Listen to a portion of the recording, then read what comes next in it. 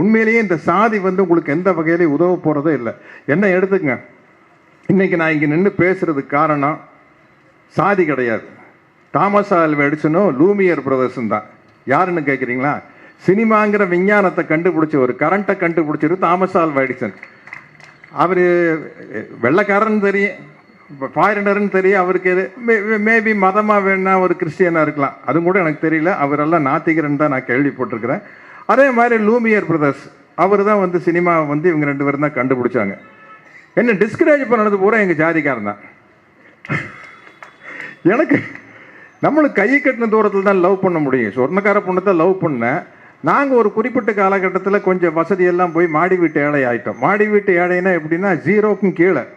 பிச்சைக்காரனுக்கு வந்து கடன்லாம் இருக்காது. மாடி வீட்டு ஏழைக்கு என்ன பிரச்சனைனா, கார் இருக்கு, பெட்ரோல் இருக்காது, ஃபேன் இருக்கு ஓடாது, ரெஃப்ரிஜிரேட்டர் இருக்கு ஓடாது. இதுதான் வந்து மாடி வீட்டு ஏழை. அப்படின்னு ஒன்றா நம்ம சொந்தக்காரன் கழட்டி விட்டாங்கன்னு, இவனடா இவன்ல இவனுக்கு பொண்ணு கொடுத்த என்ன பண்ண பொருள்னு கழட்டி விட்டாங்க. ஸோ ஜாதி நம்மளுக்கு ஹெல்ப் பண்ணல. அதுக்கப்புறம் எனக்கு லவ்வும் வரல, யாரும் நம்மளை லவ்வும் பண்ணல, அதுதான் உண்மை.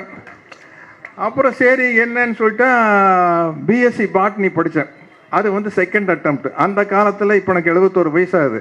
அந்த காலத்தில் ஒரு 50 வருஷத்துக்கு முன்னாடி, 45 வருஷத்துக்கு முன்னாடி பிஎஸ்சி பாட்னிக்கெல்லாம் ஒரு வேல்யூவும் இல்லை, ஒரு வேலையும் கிடைக்காது, ஒரு இளவும் கிடைக்காது.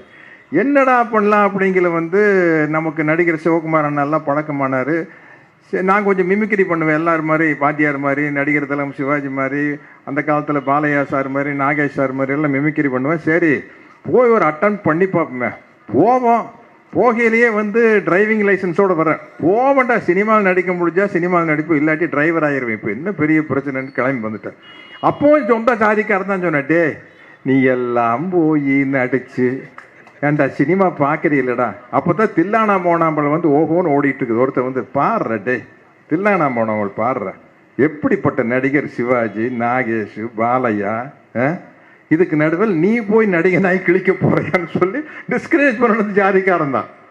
எனக்கு ஹெல்ப் பண்ணது தாமஸ் ஆல்வா எடிசன். எனக்கு முதல் வாய்ப்பு கொடுத்தவர் நடிகர் இயக்குனர் TN பாலு அவர்கள். சட்டமன் கையில் படம் எடுத்தவர். அவர் என்ன ஜாதின்னு தெரியாது, உண்மையிலேயே தெரியாது எனக்கு. எந்த வகையிலையும் கதாநாயகனாக தகுதி இல்லாத எனக்கு, டான்ஸ் ஆட தெரியாத எனக்கு என்ன நடிகனாக்கி அழகு பார்த்தவர் என் ஜாதிக்காரர் கிடையாது. எனக்கு டான்ஸே வராத எனக்கு வந்து பாட்டு போட்டு என் பாட்டை ஹிட் பண்ணி என்னையும் ஒரு கதாநாயகனாக்கில் மிக முக்கியமான பங்கு உள்ளவர் இளையராஜா இசைஞானி அவர்கள். அவர் வந்து என் ஜாதிக்காரர் கிடையாது. அதுக்கப்புறம் எனக்கு பல சக்ஸஸை கொடுத்த தேவா அவர்கள் வந்து என் ஜாதிக்காரர் கிடைச்சாது. யாருமே என் கூட ஜோடியாக நடித்தவங்களும் என் ஜாதிக்காரன் கிடையாது. ஸோ ஜாதியினால எந்த பிரயோஜனமும் இல்லை. கவின் அப்படிங்கிற ஒரு பையன் வந்து படித்து 1.5 லட்சம் ரூபாய் சம்பளம் வாங்குறான். அந்த குடும்பம் படிச்சிருக்குது.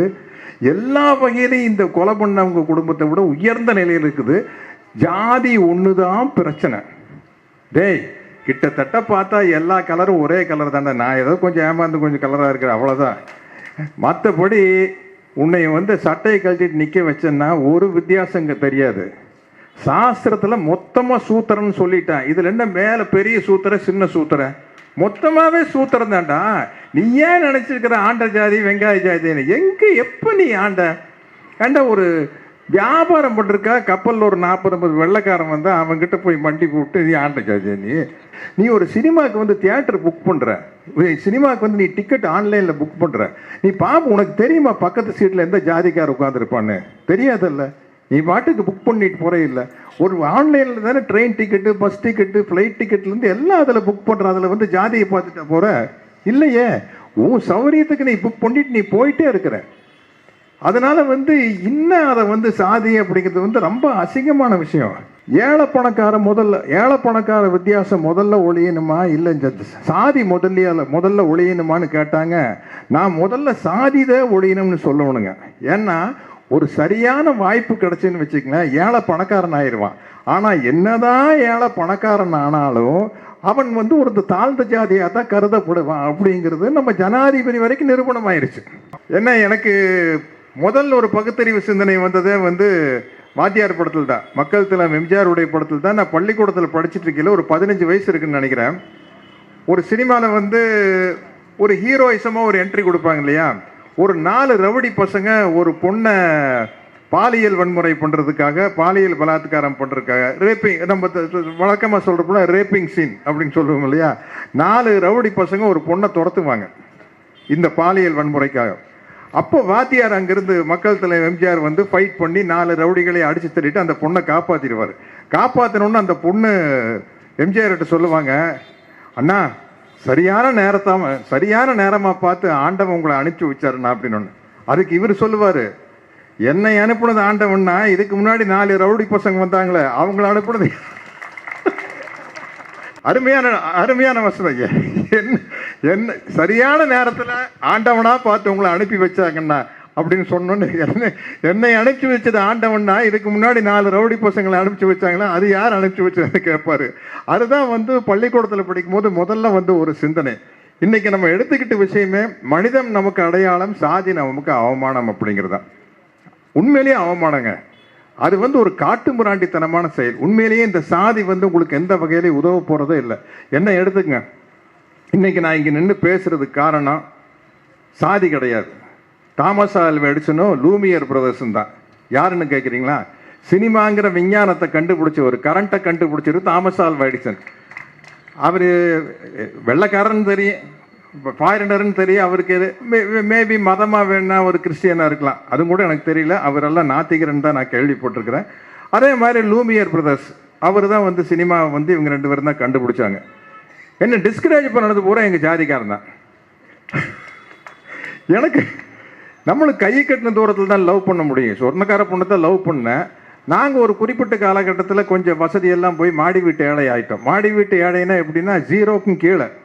பிச்சைக்காரனுக்கு வந்து கடன்லாம் இருக்காது. மாடி வீட்டு கடைங்க ஏழைக்கு என்ன பிரச்சனைனா, கார் இருக்குது, பெட்ரோல் இருக்காது, ஃபேன் இருக்குது ஓடாது, ரெஃப்ரிஜிரேட்டர் இருக்குது ஓடாது. இதுதான் வந்து மாடி வீட்டு ஏழை. அப்படின்னு ஒன்றா நம்ம சொந்தக்காரன் கழட்டி விட்டாங்கன்னு, இவனுக்கு பொண்ணு கொடுத்த என்ன பண்ண பொருள்னு கழட்டி விட்டாங்க. ஸோ ஜாதி நம்மளுக்கு ஹெல்ப் பண்ணல. அதுக்கப்புறம் எனக்கு லவ்வும் வரல, யாரும் நம்மளை லவ்வும் பண்ணல, அதுதான் உண்மை. அப்புறம் சரி என்னன்னு சொல்லிட்டு பிஎஸ்சி பாட்னி படித்தேன்.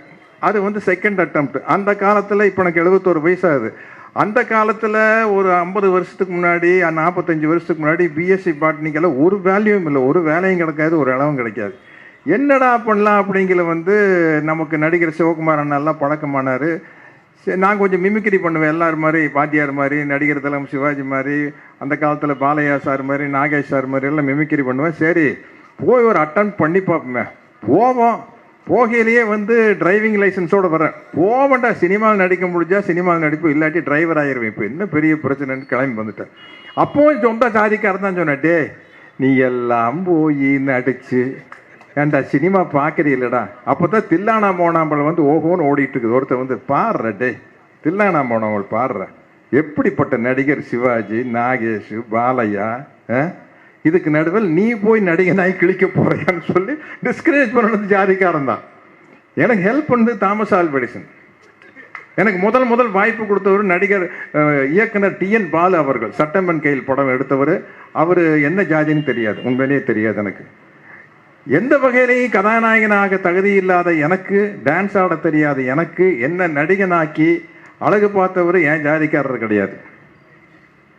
எனக்கு டான்ஸே வராத எனக்கு வந்து பாட்டு போட்டு என் பாட்டை ஹிட் பண்ணி என்னையும் ஒரு கதாநாயகனாக்கில் மிக முக்கியமான பங்கு உள்ளவர் இளையராஜா இசைஞானி அவர்கள். அவர் வந்து என் ஜாதிக்காரர் கிடையாது.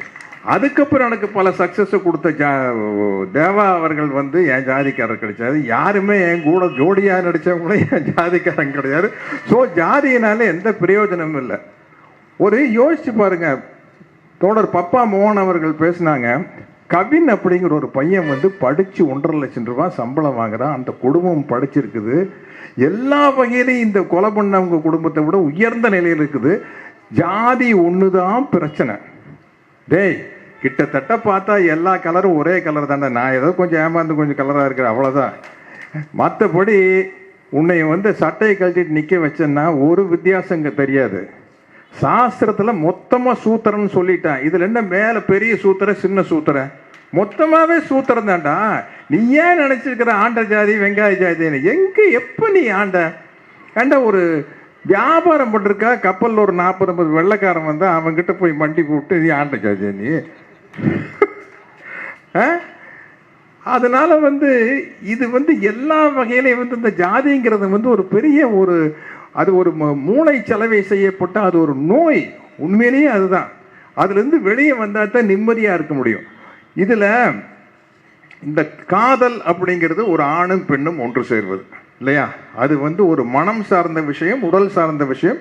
இன்னைக்கு உலக அளவில் லெஸ்பியன் ஏற்றுக்கிட்டாங்க, இப்போ ஹோமோசெக்ஸை ஏற்றுக்கிட்டாங்க. ஏன்னா அது எல்லாமே ஒரு உளவியல் சார்ந்த பிரச்சனை. அவ்வளோதான். அது வந்து ஒரு மனம் சார்ந்த பிரச்சனை, ஒரு ஹார்மோன் சார்ந்த பிரச்சனை, ஒரு கெமிக்கல் ரியாக்ஷன், அவ்வளோதான். அதுக்கு மேலே ஒன்றும் இல்லை.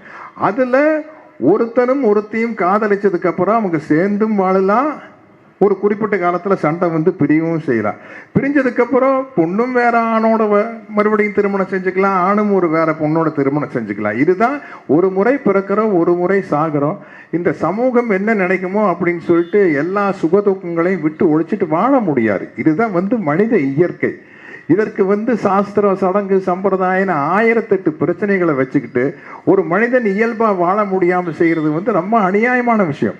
இன்னைக்கு விஞ்ஞான வளர்ச்சி இருக்கும்போது நம்ம இந்த விஞ்ஞான வளர்ச்சியை பயன்படுத்திக்கிட்டு மேலே மேலே போகிறதுக்கு தான் பார்க்கணும். இன்னைக்கு இங்கேருந்து ஒரு இடத்துக்கு போகிறோம்னா மாட்டு வண்டியிலையா போயிட்டுருக்குறோம்? வசதி இருக்கிறவன் ஏரோப்ளைனில் போகிறான், அதை விட கம்மியாக வசதி இருக்கிறவன் ட்ரெயினில் போகிறான், அதை விட கீழே வசதி இருக்கிறவங்க பஸ்ஸில் போகிறாங்க. அதுதான் உண்மை. விஞ்ஞானத்தை பயன்படுத்திக்கிட்டு நம்ம மேலே மேலே வர்றதுக்கான வழியை பார்க்காம எப்போவோ வந்து இல்லாத ஒரு ஜாதியை வந்து எப்போவோ 2000 வருஷத்துக்கு முன்னாடி விதைச்சி விட்டு போயிட்டாங்க. அதை பிடிச்சி தொங்கிட்டு இருக்கிறதுல என்ன பிரச்சனை? நீங்கள் யோசிச்சு பாருங்க. இன்னைக்கு வந்து செல்போன் காலகட்டம், ஆன்லைனில் எல்லாம் வந்துருச்சு. நீ ஒரு சினிமாவுக்கு வந்து தியேட்டர் புக் பண்ணுற, சினிமாவுக்கு வந்து நீ டிக்கெட் ஆன்லைனில் புக் பண்ணுற, நீ பாப்பு உனக்கு தெரியுமா பக்கத்து சீட்டில் எந்த ஜாதிக்கார் உட்காந்துருப்பான்னு? தெரியாதல்ல. நீ பாட்டுக்கு புக் பண்ணிட்டு போகிறே இல்லை. ஒரு ஆன்லைனில் தானே train ticket, bus ticket, flight டிக்கெட்லேருந்து எல்லாம் அதில் புக் பண்ணுற. அதில் வந்து ஜாதியை பார்த்துட்டா போகிற இல்லையே. உன் சௌகரியத்துக்கு நீ புக் பண்ணிட்டு நீ போயிட்டே இருக்கிற. அதனால் வந்து இன்னும் அதை வந்து சாதி அப்படிங்கிறது வந்து ரொம்ப அசிங்கமான விஷயம். இந்த கவின் கொலையை வச்சு பார்க்கும்போது தந்தை பெரியார் படத்தில் நான் பெரியாராக நடித்தப்போ ஒரு வசனம் நான் தான் பேசுவேன். அந்த பெரியார் படத்தில் நான் பேசிய வசனங்கள் எல்லாம் தந்தை பெரியாரால் பேசப்பட்டது தான். அப்போ சொல்லுவார், ஏழை பணக்கார வித்தியாசம் முதல்ல ஒழியணுமா, இல்லை இந்த சாதி முதல்ல ஒழியணுமான்னு கேட்டாங்க. நான் முதல்ல சாதிதான் ஒழியணும்னு சொல்லணுங்க. ஏன்னா ஒரு சரியான வாய்ப்பு கிடைச்சுன்னு வச்சுக்கங்களேன், ஏழை பணக்காரன் ஆயிடுவான். ஆனால் என்னதான் ஏழை பணக்காரன் ஆனாலும் அவன் வந்து ஒரு தாழ்ந்த ஜாதியாக தான் கருதப்படுவான் அப்படிங்கிறது நம்ம ஜனாதிபதி வரைக்கும் நிரூபணம் ஆயிடுச்சு. அவருக்கு எங்கேயோ கோயிலுக்குள்ள உள்ள வெளியில் உட்கார வச்சுட்டாங்கல்ல, அந்த ஃபோட்டோலாம் கூட பார்த்தேன். அப்புறம் எங்கேயோ பார்லிமெண்ட்லேயும் கூட என்னமோ பூஜை நடந்தப்போ சைடில் நிற்க வச்ச மாதிரி ஒரு செய்தி கேள்விப்பட்டேன். அதனால் வந்து இந்த சாதி தான் முதல்ல ஒழியணும் அப்படின்னு தந்தை பெரியார் அவர்கள் சொல்லுவாங்க. பொதுவாக வந்து இந்த மூட நம்பிக்கைகள், இந்த பழக்க வழக்கம் எல்லாமே நம்ம மூளைக்கு போடப்பட்ட ஒரு விலங்கு தாங்க. நம்மளால் வந்து நிம்மதியாக, மகிழ்ச்சியாக, சந்தோஷமாக இருக்கவே முடியாது. அவன் என்ன நினைப்பான், இவன் என்ன நினைப்பான், நம்ம சாதிக்காரன் என்ன நினைப்பான், ஊர்க்காரன் என்ன நினைப்பான், இதுலேயே தான் நம்ம போய்கிட்டு இருப்போம் ஒழிய ஒரு சுதந்திரமான சிந்தனை நம்மளுக்கு வரவே வராது. அது அந்த மூட நம்பிக்கை இருந்து வெளியே வந்தால் தான் உனக்கு ஒரு சுதந்திரமான சிந்தனை, ஒரு சிந்தனையிலேயே ஒரு விடுதலை கிடைக்கும் அப்படிங்கிறது தந்தை பெரியார் படத்தில் நடித்தப்போ பல விஷயங்கள் அதில் என்னால் பார்க்க முடிஞ்சது. பெரியார் அவர்கள் சொன்னது வந்து அவ்வளவு சிறப்பாக இருந்தது. அவர் வந்து பெரியாருடைய சிந்தனைகளை உள்ள வாங்கிக்கிட்டோம்னா ரெண்டு மகிழ்ச்சி இருக்குது. சமூக மகிழ்ச்சி, தனி மனித மகிழ்ச்சி. சமூக மகிழ்ச்சிங்கிறது ஒட்டுமொத்த சமூகம் இந்த விஞ்ஞானத்தினால் நம்மளுக்கு கிடைத்த வசதிகள் அனைத்து மக்களுக்கும் போய் சேரணும். ஒரு குறிப்பிட்ட ஜாதிக்கோ ஒரு குறிப்பிட்ட வர்க்கத்துக்கோ போய் சேராம ஒரு வளர்ச்சி வருது. ஒரு விஞ்ஞான வளர்ச்சிங்கிறது கட்ட வண்டியிலேருந்து மாட்டு வண்டி வந்து, மாட்டு வண்டியிலேருந்து சைக்கிள் வந்து, பைக்கு வந்து, பஸ்ஸு வந்து, ட்ரெயின் வந்து, ஃப்ளைட்டு வருது. அப்படின்னா இந்த வசதிகள் எல்லாருக்கும் போய் சேரணும். எல்லாருக்கும் போய் சேரும்போது தான் ஒரு சமூக மகிழ்ச்சி இருக்கும். இப்போ இந்த தெருவில் இருக்கிறான்னா இது ஒரு சமூகம். இந்த சமூகத்தில் இருக்கிற எல்லாரும் மகிழ்ச்சியாக இருக்கிறது ரொம்ப முக்கியம். அதனால்தான் தந்தை பெரியாரை வந்து சமூக விஞ்ஞானி அப்படின்னு சொல்கிறாங்க. தனிப்பட்ட முறையில் ஒரு தனி மனிதன் மகிழ்ச்சியாக இருக்கணும்னால அதுக்கும் கூட பெரியாருடைய சிந்தனைகள் தாங்க முதல் காரணமாக இருக்கும். ஏன்னா இந்த எந்த விதமான மூட நம்பிக்கையும் இல்லாமல் இருந்தால் தான் நாம் மகிழ்ச்சியாக இருக்க முடியும். உங்களுக்கு ஒரு மூட நம்பிக்கையில் ஒன்று இந்த நியூமராலஜி விஷயம். இப்போ நான் ஒரு நடிகன், நான் வெளியூருக்கு ஷூட்டிங் போகிறேன். இப்போ வந்து மூட நம்பிக்கை உள்ள நடிகனாக இருந்தேன்னா முதல்ல என்ன கேட்ப தெரியுமா, எப்போ எத்தனை நம்பர் ரூம் போட்டிருக்கீங்கப்பா அப்படின்பா. கூட்டுத்தொகை என்ன வருது அப்படின்பா. கூட்டுத்தொகையை பார்த்து பயந்துக்கு 8ஆம் நம்பர் ரூம்பா, ஐயோ வேண்டாம். 13ஆம் நம்பர் ரூம்பா, ஐயோ வேண்டாம். இதெல்லாம் நம்மளுக்கு ஒன்றுமே இல்லை. எந்த நம்பராக இருந்தாலும் போய் அடித்து கிளப்பிட்டு போயிட்டே இருக்க வேண்டியதான். ஒரு பிரச்சனை வந்துருச்சா உடனே ஆக வேண்டிய காரியத்தை பார்க்கணும். நான் நம்ம துணை முதலமைச்சர் உதயநிதி ஸ்டாலின் கூட நானும் அவர் கெத்துன்னு ஒரு படம் நடித்தோம். அதில் ஒரு சீனில் வந்து மேலே ஏறி என்னமோ இப்படி பார்க்கல, அது மகிட்டி அது ஸ்லிப்பாகி கீழே விழுந்து இங்கே அடிபட்டுருச்சு, முட்டி கீழே அடிபட்டு அது ஒன்றுமே இல்லை அப்படின்னு சொல்லிட்டு கேர்லெஸ்ஸாக விட்டு அது என்ன உள்ள ரத்தம் கட்டி பெரிய பிரச்சனையாகி போச்சு. பிரச்சனையானப்புறம் ஹாஸ்பிட்டலில் போய் அது கண்டிப்பாக ஆப்ரேஷன் பண்ணி அந்த பிளட் கிளாட்டையெல்லாம் ரத்த சேங்கிறதெல்லாம் எடுத்தால் தாங்க முடியும் அப்படின்னு டாக்டர் சொன்னார். அதுக்கு எனக்கு டாக்டர் பண்ணிடலாம் அப்படின்னு. எப்போ பண்ணலாங்க அப்படின்னு அவர் கேட்டார். நாளைக்கே பண்ணிடலாம் டாக்டர், எனக்கு ஷூட்டிங் போனோம்னா. இல்லை உங்களுக்கு ஏதாச்சும் நேரங்காலம் பார்க்கணுமா அப்படின்னா. இல்லை கண்டிப்பாக நான் நேரங்காலமெல்லாம் பார்ப்பேன் டாக்டர். நல்ல செவ்வாய்க்கிழமை அன்னைக்கு எப்போ யமகண்டம்னு சொல்லுங்கள், அன்னைக்கு ஆப்ரேஷன் பண்ணிக்கிறேன். நீங்கள் எங்கே சும்மா ஏதாச்சும் ரகலையா பண்ணிட்டு. இல்லை டாக்டர் நான் பேசுறதுக்கு எனக்கு மேட்ரு வேணுமில்ல. இப்போ படித்தவங்க தோழர் பப்பா மோகன் அவர்கள் பேசுகிறார் அப்படின்னா அவர் வக்கீலுக்கு படித்தவர், அவர் பல விஷயங்கள் சொல்லுவார். நான் என்னோட சொந்த அனுபவத்தை தானே சொல்ல முடியும். இப்படி ஜாதிக்காரனால எந்த பிரயோஜனம் இல்லைங்க, என்ன தாமஸ் ஆல்வா எடிசன் தாங்க நடிகனாக்குனாரு, எனக்கு வந்து இப்படி இப்போ இதை தான் நான் சொல்ல முடியும். எனக்கு ஆப்ரேஷன் வந்து நல்ல செவ்வாய்க்கிழமை கரெக்டான ராகுகாலம் யமகண்டா எப்போ இருக்குதோ அப்போ தாங்க பண்ணுவேன்னு பிடிவாதம் பிடிச்சி, சரி உங்கள் பிரச்சனை வாங்க, அவரும் டயர்ட் ஆகிட்டார், உங்கள் பிரச்சனை வாங்க பண்ணிக்கலான்னு சொல்லி பண்ணி கிட்டத்தட்ட 10 வருஷமாச்சு. சூப்பராக இருக்குது, ஒரு பிரச்சனையும் கிடையாது. அதை நம்ம ஆசிரியர் வீரமணி ஐயா ஒரு விஷயம் சொன்னார் ஒரு கல்யாணத்தை பற்றி. இந்த ஜாதி மறுப்பு கல்யாணத்தை பற்றி பேசிட்டு இருக்கல, ஒரு தொண்டர் வந்து ரொம்ப நாளாக வீரமணி ஐயா கிட்ட, ஐயா ஒரு தேதி கொடுங்க, நம்ம அந்த கல்யாணம் பண்ணோம் உங்கள் தலைமையில் தான், கிட்டத்தட்ட நானும் 2 மாதமாக கேட்டிருக்கிறேன் அப்படின்னு ஒரு தொண்டர் சொல்லிட்டு இருந்திருக்காரு. ஒரு தடவை ஏதோ மறியல் போராட்டம் பண்ணி மொத்தமாக அரெஸ்ட் பண்ணி கொண்டு போய் ஒரு கல்யாண மண்டபத்தில் வச்சுட்டாங்க. அதில் அந்த தொண்டரும் இருக்கிறார். அங்கேயும் விடல. அவர் ஆசிரியர்கிட்ட போய், ஐயா எப்பயா தேதி குடிக்கிறீங்க அப்படின்னு கேட்டார். இப்போ அவங்க பொண்ணு வீடு எங்கே இருக்குது தம்பின்னு கேட்டிருக்காரு. இங்கே சென்னையில் தாங்க எங்கேயோ ராயப்பேட்டையில் இருக்குது. அப்படியா? இப்போ அவங்க பேரண்ட்ஸ் எல்லாம் எப்படி? ஐயா எல்லாம் நம்ம உணர்வாளர் தாங்க அப்படின்னு தம்பிக்கிட்ட சொல்லிங்க காரை அனுப்பிச்சு அந்த பொண்ணை கூப்பிட்டு வர சொல்லுங்க, இங்கேயே பண்ணிடலாங்க கல்யாணத்துக்கு, கிட்டத்தட்ட 1000 பேர் இருக்கிறாங்க, இவ்வளோ கூட்ட முடியாதுங்க அப்படின்னு சொல்லி அங்கேயே வச்சு கல்யாணத்தை பண்ணிட்டார். பண்ணி 40 வருஷமாச்சு ஓஹோன்ட்டு இருக்கிறாங்க. ஜாதி மறுப்பு திருமணம், எந்த சடங்கு சம்பிரதாயம் எதுவும் இல்லை. அதனால இதிலிருந்து வெளியே வந்தோம்னா தான் நம்ம நிம்மதியாக இருக்க முடியும். அதற்கான விதையை போட்டவர் தந்தை பெரியார் அவர்கள், அண்ணல் அம்பேத்கர் அவர்கள், மார்க்ஸ். அவர் வர்க்க போராட்டம். ஏன்னா அவர் பிறந்த ஊரில் சாதி பிரச்சனை இல்லை, அங்கே இருந்தது வர்க்க பிரச்சனை தான். மார்ட்டின் லூதர் கிங் போராடினாரு, நிறவரிக்கா போராடினார்னா அங்கே இருந்த பிரச்சனை நிறப்பிரச்சனை, கருப்பின மக்கள் வெள்ளையின மக்களுக்கான பிரச்சனை. அதற்காக அவரை போராடினார். இங்கே ஒரு காலகட்டத்தில் ஒரு பிரிவினை இருந்தது. மார்க்ஸ் பெரியவரா, பெரியார் பெரியவரா, அம்பேத்கர் பெரியவரா அப்படின்னு சொல்லிட்டு. நான் சொல்கிறேன், பெரியாரும் அம்பேத்கரும் ஜெர்மனியில் பிறந்திருந்தா மார்க்ஸாக இருந்திருப்பாங்க. மார்க்ஸும் அம்பேத்கரும் ஈரோட்டில் பிறந்தா பெரியாராக இருந்திருப்பாங்க. பெரியாரும் மார்க்ஸும் மகாராஷ்டிராவில் பிறந்திருந்தா அம்பேத்கராக இருந்திருப்பாங்க. இவ்வளோதான் வித்தியாசம். அவங்க கால சூழலை பொறுத்து அவர்கள் போராட்டங்களை முன்னெடுத்தார்கள். போராட்ட வடிவங்கள் எது முன்னால் நிற்கணும் அப்படிங்கிற முடிவு செஞ்சது அந்த கள யதார்த்தம். அதுதான் உண்மை. இன்றைக்கு இந்த திராவிடர் விடுதலை கழகத்தினுடைய போராட்டம் என்பது நான் குளத்தூர் மணி எண்ணெயெல்லாம் கோயம்புத்தூர் ஜெயிலில் போய் பார்த்துருக்குறேன். அந்த அளவுக்கு விடுதலை புலிகளுக்காக அந்த தமிழீழம் மலர வேண்டும் என்பதற்காக திராவிடர் விடுதலை கழகம் எடுத்துக்கிட்ட போராட்டம் எல்லாம் மிகப்பெரிய போராட்டம். அப்போது எல்லாம் கோவை ராமகிருஷ்ணனால எல்லாம் ஒன்றா இருந்த சமயத்தில் தான் போய் அந்த இராணுவ ராரியை மடக்கி பிடிச்சதாக கேள்விப்பட்டேன். அந்த அளவு நெஞ்சுரம் மிக்கவர்கள் இங்கு. அதில் என்ன பெரிய விஷயம்னா, ஐயா பெரியார் அவர்கள் தனிப்பட்ட முறையில் எந்த பாதிப்பும் இல்லாத ஒரு குடும்பத்தை சேர்ந்தவர். பெரும் பணக்காரர், மாபெரும் பணக்காரரை தாண்டி அந்த ஒரு இந்த கோயிலில் முதல் பரிவட்டம் கட்டுறது, முதல் மரியாதை அப்படின்னு எல்லாம் சொல்கிற மாதிரி ரேஞ்சில் இருக்கிற ஒரு குடும்பத்தை சேர்ந்தவர் அவர். எனக்கு நிறையா சொந்தக்காரங்க ஈரோட்டு பக்கம் இருக்கிறாங்க. அங்கே போனால் எங்கள் மாமன் மச்சான் ஊர்களுக்கெல்லாம் போனால் சொல்லுவாங்க, எல்லா ஊர்லேயும் பெரியாருக்கு ஒரு தோட்டம் இருந்துருக்குது. யாரை கேட்டாலும் ஐயா அது பெரியார் தோட்டங்க. அந்த காலத்தில் இந்த பிகினிங்கில் ஜாதி பேர் சொல்லித்தான் கூப்பிடுவாங்க. இது நாய்க்கிற தோட்டங்க, அது பாருங்க அது கூட நாய்க்கிற தோட்டங்கன்னு சொல்லுவாங்க. அந்த அளவுக்கு பெரிய அளவில் இருந்த பெரியார் இறங்கி வந்து இந்த மக்களுடைய வரிகளை புரிந்து கொண்டு அதற்காக போராடினார் அப்படிங்கிறது வந்து அருமையான விஷயம். நான் எத்தனையோ படம் நடிச்சுக்கிறேன், எத்தனை படம் நடித்தாலும் அதில் எனக்கு மகிழ்ச்சி தான். ஏன்னா வந்து அந்த படங்கள் நடிக்கிறது மூலமாக எனக்கு வந்து ஒரு பாப்புலாரிட்டி கிடைக்கிது, காசு கிடைக்குது. அது ரொம்ப முக்கியங்க. பாப்புலாரிட்டி கிடைக்கிது, காசும் கிடைக்கிது, பாப்புலாரிட்டியும் கிடைக்குது. அதனால் நான் நடித்த கிட்டத்தட்ட 250 படத்தில் 249 படங்கள் மகிழ்ச்சியான விஷயம்தான். அது ஓடின படமாக இருந்தாலும் சரி, ஓடாத படமாக இருந்தாலும் சரி.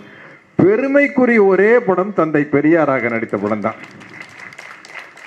அதுதான் வந்து நான் பெருமையாக நினைக்கிறேன். ஒரு படத்தில் நடிச்சது பெருமையாக நினைக்கிறது அதுதான் நான் நினைக்கிறேன். அதனால் வந்து அந்த படத்தில் நடித்ததுக்காகத்தான் ஐயா அவர்கள் போட்டிருந்த இந்த மோதிரத்தை எனக்கு பரிசாக கொடுத்தாங்க. அவர் கிட்டத்தட்ட ஒரு 90 வருஷமாக அவர் விரலில் போட்டிருந்த மோதிரத்தை பரிசாக கொடுத்தாங்க. அவர் படத்தில் நடிக்கும்போது பல செய்திகளை தெரிந்து கொள்ள முடிஞ்சது. என்னை பொறுத்த வரைக்கும் மையப்புள்ளி அப்படிங்கிறது வந்து தந்தை பெரியார் அவர்களும் அம்பேத்கர் அவர்களும் மார்க்ஸ் அவர்களும் தான். இதில் எந்த இயக்கம் அப்படிங்கிறது எனக்கு ஒரு பிரச்சனையே இல்லை. பெரியார் தொண்டன், திராவிடர் விடுதலை கழகமாக இருந்தாலும் சரி, தந்தை பெரியார் திராவிடர் கழகமாக இருந்தாலும் சரி, திராவிடர் கழகமாக இருந்தாலும் சரி. நாளைக்கு திருப்பூரில் வந்து தோழர் சுப்பராயனுடைய மகன் பாரதி அவர்கள் வந்து 21ஆம் தேதி ஒரு நிகழ்ச்சி நடத்துகிறாங்க. அந்த நிகழ்ச்சியாக இருந்தாலும் சரி, என்னுடைய அன்பு தம்பி எழுச்சி தமிழர் திருமாவளவன் அவர்களுடைய விடுதலை சிறுத்தைகள் கட்சியின் அமைப்பாக இருந்தாலும் சரி, இந்த கூட்டத்துக்கெல்லாம் யார் அழைச்சாலும் போவேன். இந்த கூட்டத்துக்கு போகும் ஒருவன் சுயமரியாதையும் பகுத்தறிவும் உள்ள ஒரு சத்யராஜாக இருப்பதால் அந்த கூட்டங்களுக்கெல்லாம் போகவே மாட்டேன். அவ்வளோதான். இதுதான் நிலைப்பாடு. அந்த புத்தி முழங்கிய கூட்டங்களுக்கு போக முடியாது. இந்த பகுத்தறிவை முன்னெடுக்கிற ஒரு கூட்டத்துக்கு தான் போக முடியும். நான் மகிழ்ச்சியாகவும் பெருமைக்குரியவனாகவும் இருப்பதற்கு காரணம் நான் ஒரு பெரியாரின் தொண்டனாக இருப்பது தான் என்று கூறி விடைபெறுகிறேன். நன்றி, வணக்கம்.